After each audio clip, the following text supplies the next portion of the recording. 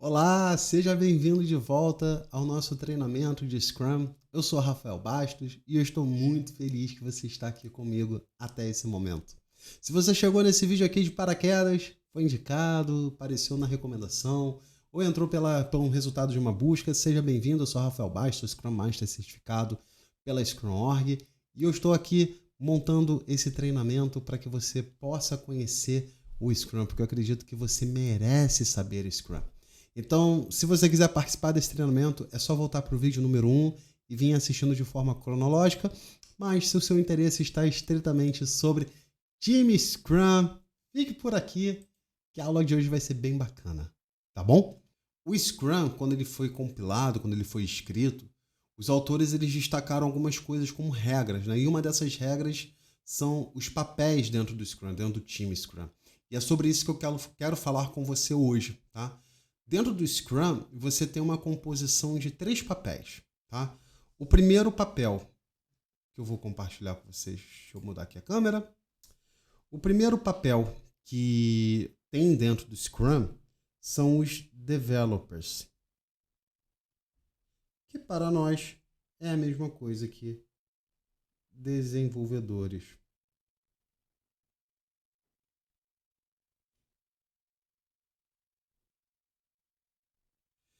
Além dos desenvolvedores, dentro do Scrum você tem um outro papel chamado de Product Owner, que para o nosso português é dono do produto. E por último, e não menos importante, nós temos um outro papel aqui dentro que é chamado de Scrum Master. E para esse, não tem uma tradução literal, mas seria como o conhecedor do Scrum. Tá? Vamos adotar esse nome aqui que eu inventei agora. Esses 3 papéis, tá? Eles fazem juntos, eles são conhecidos como time Scrum. Esse é o nome da formação que compõe o time Scrum, que são desenvolvedores, donos de produto e o Scrum Master. Quando estamos falando de time Scrum, estamos falando praticamente de algumas características que são importantes, mas 2 que são fundamentais, que é um time multifuncional e um time que é autogerenciável. O que é um time multifuncional? É um time que ele tem habilidades e capacidade de construir as coisas. E não necessariamente, eu tenho um time aqui que é só programador, eu tenho um time aqui que é só designer, eu tenho um time aqui que é só pessoal de compras, um time que é só de advogados. Não. A formação do time Scrum, ele leva em consideração uma área de conhecimento coletiva multifuncional, onde juntos eles têm a capacidade de criar o produto, desenvolver o incremento. Tá? Eles são autogerenciáveis porque, como vocês perceberam, nós não temos aqui uma figura de um gerente de projeto ou de um líder técnico regendo aqui praticamente esse grupo. Esse grupo ele é autogerenciável. Esse grupo é responsável por se gerenciar ao ponto de obter os melhores resultados. Então, vamos entender um pouco aqui mais como que funciona essa estrutura em relação ao time Scrum. Tá? Eu vou começar falando aqui sobre os developers, que são os desenvolvedores. Ficou feio aqui. Developers, que são os nossos desenvolvedores. Os desenvolvedores, eles têm algumas responsabilidades, tá? Por exemplo, eles são responsáveis por fazer o planejamento do trabalho. São eles quem devem planejar como o trabalho vai ser feito, tá? São eles que vão garantir a qualidade da entrega. Se o que está sendo desenvolvido por eles está realmente de acordo com aquilo que foi solicitado pelo nosso dono do produto. E eles também são responsáveis por conduzir alguns eventos, e principalmente o evento de inspeção diária que o Scrum provém, né? Mais um pouquinho para frente a gente vai falar sobre os eventos. Mas é importante entender que eles têm a responsabilidade dentro do time por ser apenas multifuncionais, autogerenciáveis, mas eles têm o objetivo de responder o como será feito o trabalho. E não só entender o como, mas de fato executar o trabalho. São eles quem têm a responsabilidade e o dever de transformar solicitações, pequenas solicitações, em entregas prontas para uso. Assim como nós temos o nosso PO, que é o Product Owner. Quem é o Product Owner? Dentro de uma organização, esse Product Owner aqui, ele é geralmente um analista de negócio. Ele pode ter um papel parecido dentro de uma organização de um gerente de produto. Opa, deixa eu apagar aqui. De um gerente de produto. Mas ele é, antes de tudo, um papel responsável por trazer requisitos. O dono do produto é o responsável por apresentar os requisitos necessários para a construção de um produto. São eles que têm que... É esse papel que tem a responsabilidade de criar e comunicar claramente tudo o que tem que ser feito na construção daquele produto. Também é responsabilidade do dono do produto criar e ordenar os itens que correspondem à criação desse produto. Por exemplo, eu vou ter aqui uma lista de, 5 coisas que precisam ser feitas. O dono do produto, ele tem que chegar aqui e dizer o seguinte, vai ser feito primeiro essa, depois essa, depois essa, depois essa, depois essa. E aí é tudo reordenado. Então, quem vai dizer a minha priorização vai ser sempre o dono do produto, porque ele entende o que agrega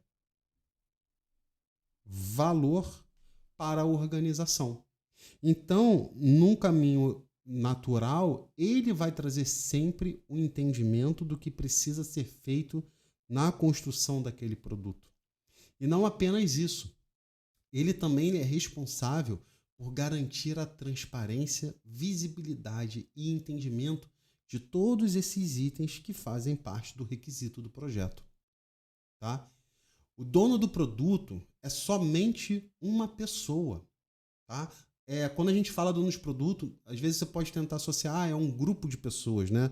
Então eu tenho aqui diversas pessoas trabalhando numa unidade de negócio e essa unidade de negócio se chama dono de produto. Não é isso, tá? O dono de produto é uma pessoa apenas dentro de uma organização. Então vai ser sempre um para um. Um dono de produto para um produto. Nunca um dono de produto para mais de um produto. Por quê? Você tem foco. Se você tem foco em construir esse produto, como que você pode construir esse outro produto aqui? Teoricamente, isso não vai dar certo. Então, o Scrum diz pra gente que o dono do produto é uma pessoa, é um indivíduo. Então, para um produto, eu tenho um dono de produto. E ele também é responsável por representar e se relacionar com os stakeholders, partes interessadas do produto ou serviço.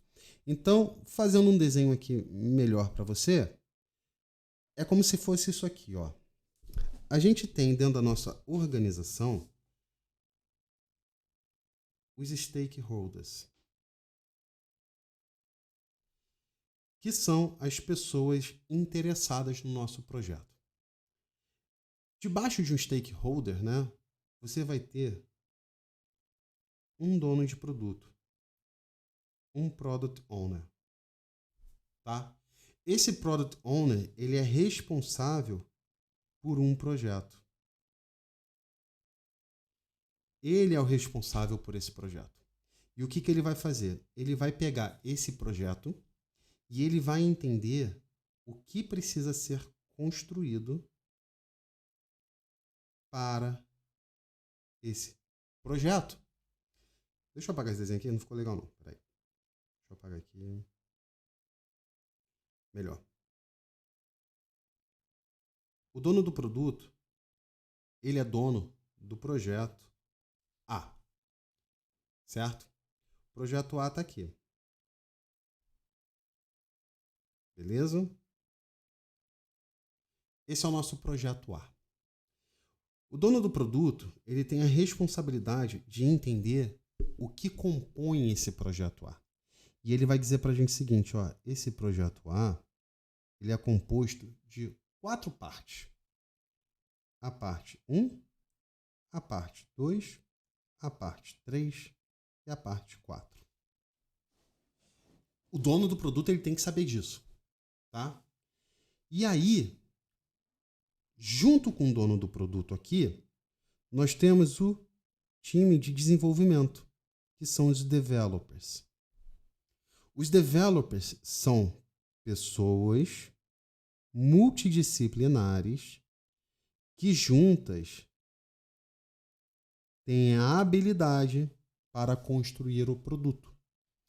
Então, em tese aqui, o dono do produto, ele vai apresentar para o time de desenvolvimento aquilo que precisa ser feito de imediato, certo?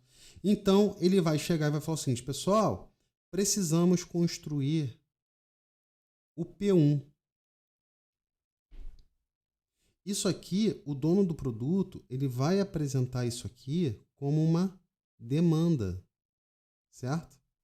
Ele está te fazendo uma solicitação para isso. Esse time aqui, por sua vez, ele tem que fazer alguns questionamentos, né? Então, ele está dizendo aqui, o PO, ele está respondendo o tempo inteiro o que precisa ser feito, enquanto o time de desenvolvimento está o tempo inteiro perguntando o como faremos esse trabalho.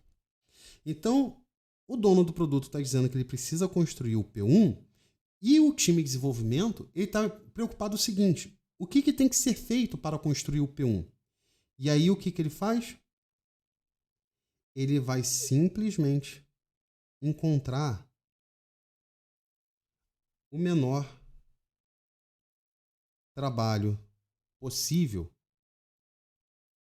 para realizar o P1. Uma vez que é descoberto esse trabalho que precisa ser feito, né, que são as funcionalidades, que são o pacote de trabalho, esse time aqui, ele tem a condição de chegar e dizer o seguinte, olha, para atingir a qualidade deste produto que é o P1, temos que fazer essas 4 coisas aqui. Só que nesse meio do caminho, eles podem ter dificuldades para entender a melhor forma de executar esse trabalho de entendimento. O PO, ele pode ter dificuldades para demonstrar clareza, né, sobre o que está sendo solicitado. E aí é nesse momento que aparece a figura do Scrum Master. O Scrum Master, ele aqui está para servir ambos, tanto o dono de produto quanto o time de desenvolvimento. Por quê? O principal papel dele é remover impedimentos. E, além disso, é garantir o uso correto do Scrum. Entenda que o Scrum Master, ele está aqui principalmente para ajudar não apenas o time, mas também a organização representada pelo stakeholder aqui a entender melhor a forma como eles estão trabalhando, ou a forma como o Scrum funciona. Então, ele ajuda o time como um todo aqui, removendo impedimentos. Ele ajuda o dono do produto, tá, com técnicas de gerenciamento de backlog, que é praticamente isso aqui. Ele está ajudando também o dono do produto a gerenciar, né, esse artefato. E ele também está ajudando e treinando o time, né, para não só apenas como implementar o Scrum, mas como desenvolver coisas de valor.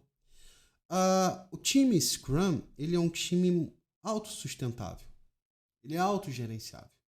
Então, a importância de você compreender esses 3 papéis, a importância de você entender como eles se relacionam, o que cada um faz, até onde vai seu limite, é fundamental para que você tenha sucesso na implementação de Scrum no seu time.